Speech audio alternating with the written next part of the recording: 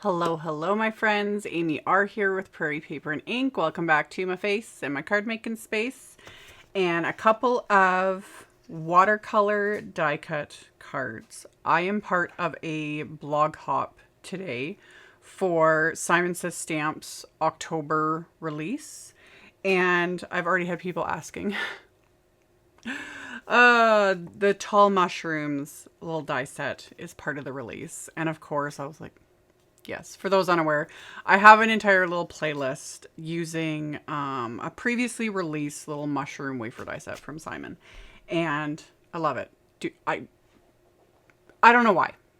I fixate on random things. And little mushroom themed things are the latest one, among other things.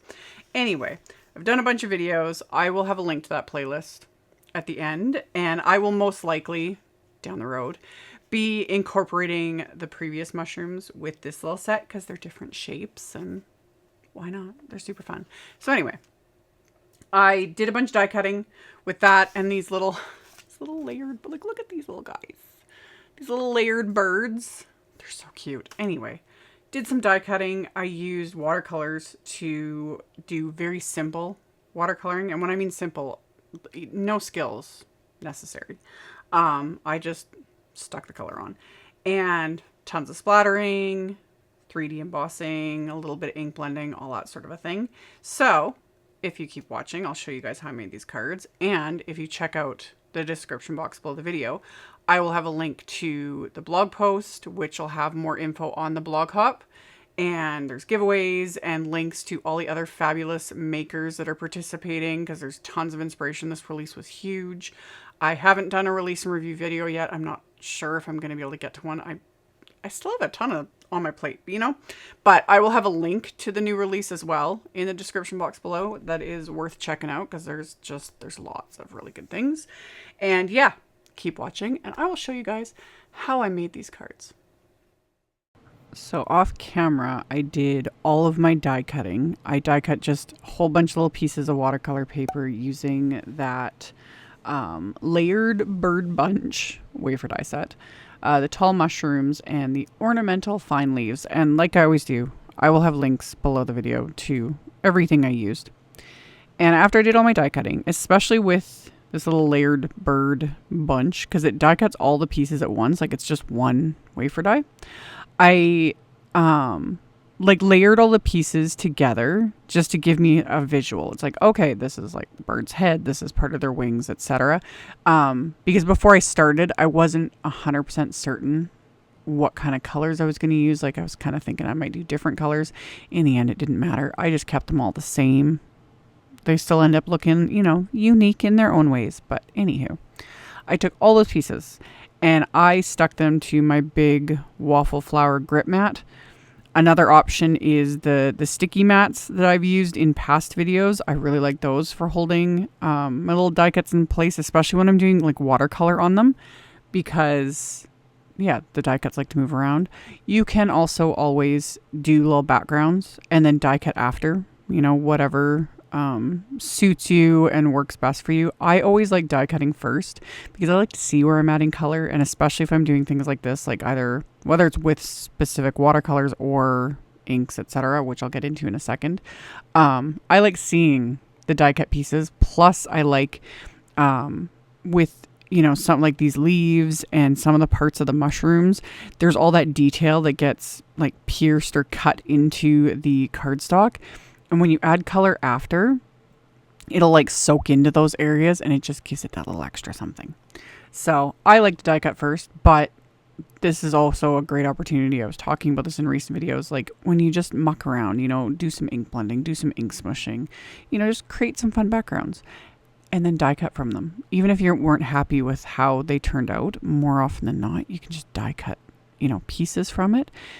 Makes it look completely different. So for my watercoloring, like I said, this is really basic. I used my Mijello Mission Gold watercolors for this. You could totally use, you know, distress inks, Simon's positively saturated inks, you know, any water reactive ink. I've done tons and tons of videos using inks like that to color die cuts. Works great. also pouncing the inks, you know, with my paper pouncers, or pressing the inks into the die cuts. Like the sky's literally the limit. But I was in a watercolor mood, and I had used these watercolors, you know, during Stamptember, and I was reminded, I was like, yeah, it's been so long since I've used these. So I wanted to pull them out again. So I did just again, I know it sounds a little ridiculous, but yeah, mucking around. I was just kind of mixing what I had on my palette and just having fun. You know, the ornamental fine leaves, I just used some greens. And then for the mushroom stems and what is like the undersides of the mushrooms, I kind of just mixed, you know, that whole little mess I had going on there. And just to create a neutral color. It was kind of a grayish in a sense, and just stuck that on the stems and the undersides. And then for the tops of the mushrooms, I went with red, and same thing though. I kind of mixed that sort of grayish color in it to tone it down. And again, I was mucking around, just having fun with it. I was like, oh, what kind of color am I going to create with this? And then I added some orange to it, you know, brightened it up a bit. I was like, I like that too. So regardless, nothing fancy other than, yes, I was mixing colors, but you could definitely do this like with just distress inks, or, you know, positively saturated inks, oxide inks, and you don't even have to mix. You know, you could just smush a brown ink pad, a red ink pad, a green ink pad, etc., and then just paint that color on, you know. But this also is just a fun way. You could also use a set of watercolors, and you don't have to, you know, mix all the colors depending on the set you have. Most little sets have, you know, your standard little colors, and you could just use those too. So this was definitely not a level of intimidation. I know sometimes, because I especially know sometimes, like watching people watercolor, it can be so intimidating. I still get like that, you know, not gonna lie. Sometimes, you know, when I watch, like, especially when like watercolor artists are painting like actual portraits, you know, and I'm just like, man, I can't even begin to fathom, you know.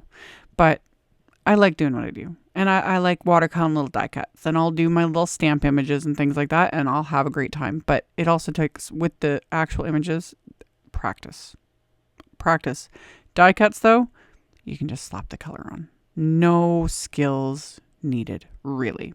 So anywho, all that aside, after they were all painted, I took the whole grip mat with all my little pieces on it, because it fits in my splat box, which I've shown in videos, which is just really satisfying that it fits in my splat box. And I added splatter. I started with Ranger Perfect Pearl Powder, added a bit of water to it. I had stuck it on my palette there, added some water, used my little fan brush.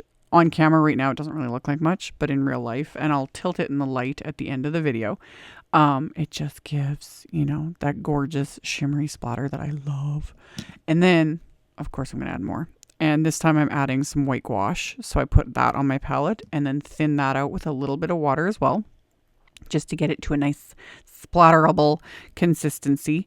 And then again, just covered this entire panel.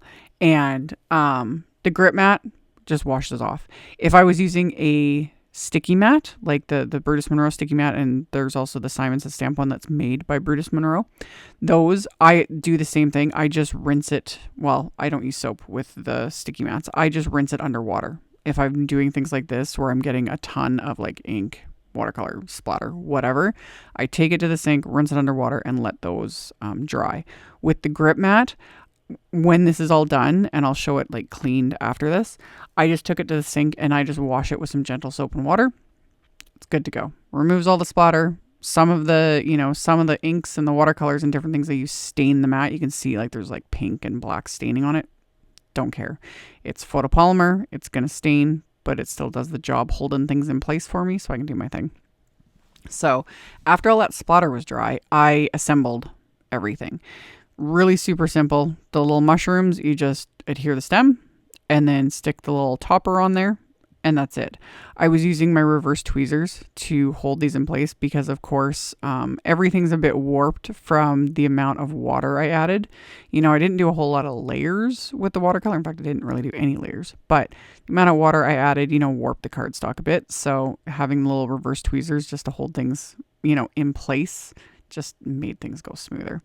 And then the birds, they were also super easy to assemble. It was another one of those things where they looked a little overwhelming at first, like when you first die cut it, because there's so many pieces. But then it's like, oh, okay, like there's 4 little bird bodies, 4 little, you know, the little toppers for their heads, and then the layering pieces for the wings, which you can kind of mix and match and do different things, but they fit like right into each other where they're supposed to go.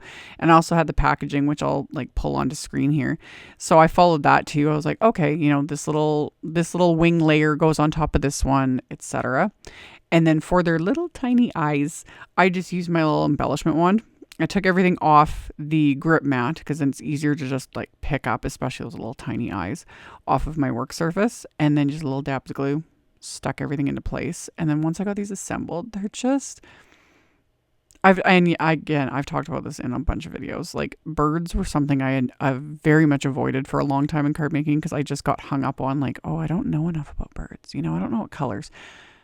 I got over it, and now I stick a bird on everything because they're super cute, and I don't care how they look in nature. You know, birds are great, but I'm gonna make them whatever color I want.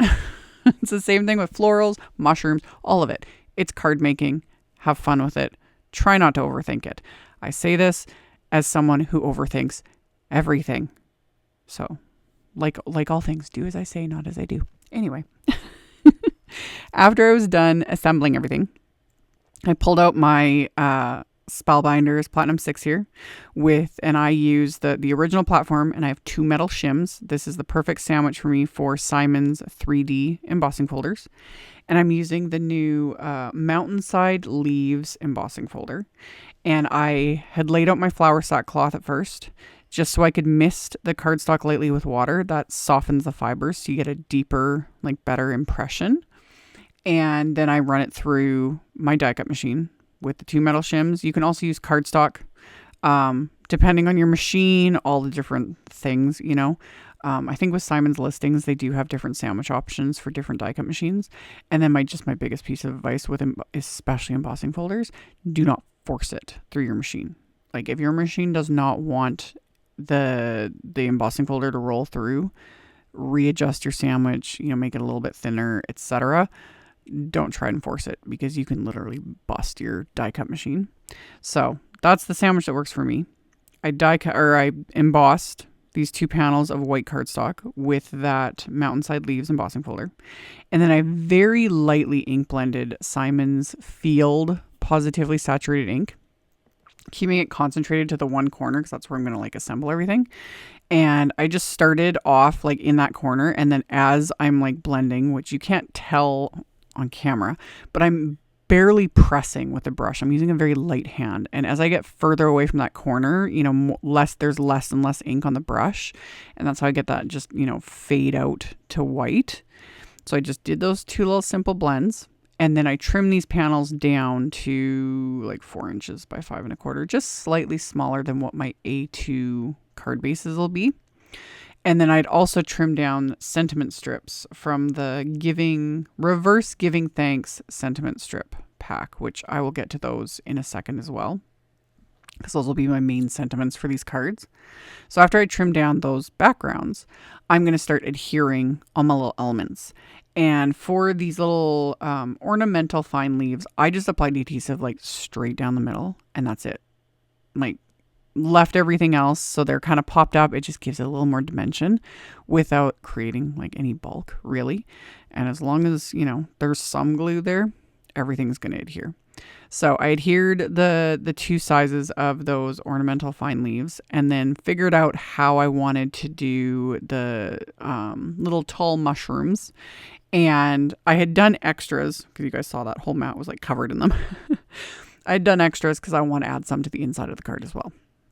So I decided to put 2 of the big ones on the front, and then one of the mediums and one of the smalls on the front as well. And I was using my these are just big Hero Arts acrylic blocks. And I use those to kind of hold everything flat and hold it down when I'm using, glue, etc. There's, texture and bumps and all the things. So those just hold everything in place while the glue dries. So I don't have to sit there with my hands, holding everything in place for those couple minutes for the glue to dry. And then I got to pop a little bird on these mushrooms because, it's just what you do. And then I ended up tucking a little just thin foam square under the bird because, again, there's like the dimension of the layers of mushrooms, etc. So that just got them like really good and adhered. And then I pulled out my Memento Tuxedo black marker, and I just used that to edge the exposed white cardstock from these sentiment strips because they're printed onto Simon's white cardstock with, they use a laser printer, and it's black on white. So when you trim them down, the white cardstock is exposed. And depending on my mood, I don't always do that, but with these, it does, adding that little extra bit around the edges with the black marker. It just, covers up that exposed white cardstock and makes it look a little more seamless. So it looks more like it was like white on black. You know what I mean? So I did that. I adhered my little elements to the inside. So the extra little bird, the extra little mushrooms, and another one of the little giving thanks sentiment strip. And then the card fronts, I adhered to the card bases, which are top folding A2 white note cards. So 4 1/4 by 5 1/2. And then I adhered the card fronts with the craft tacky glue. And then as my final little bit of embellishment, I'm using some Pink Fresh ruby glitter drops just to tie in like the red of the mushrooms, plus glitter, because you guys know me and my magpie tendencies. So once I figured out how I wanted to adhere the little embellishments, I just did the same thing on the second card, and that finished them off. So I got splatter and die cuts and mushrooms and little birds and little glitter drops. Pretty much all of my favorite things. And like I said in the intro, I will have a link below the video to my blog post that'll have the photos and the supply list and the info on the blog hop, all the links, etc. That'll be in the blog post. There will also be a supply list below the video with links to everything I use, so you can check that out below if you are interested. Thank you all so very much for taking the time to watch my videos, and for thumbs upping, commenting, subscribe if you haven't. I'd love to have you, and I'll see you all very soon in the next one. Bye.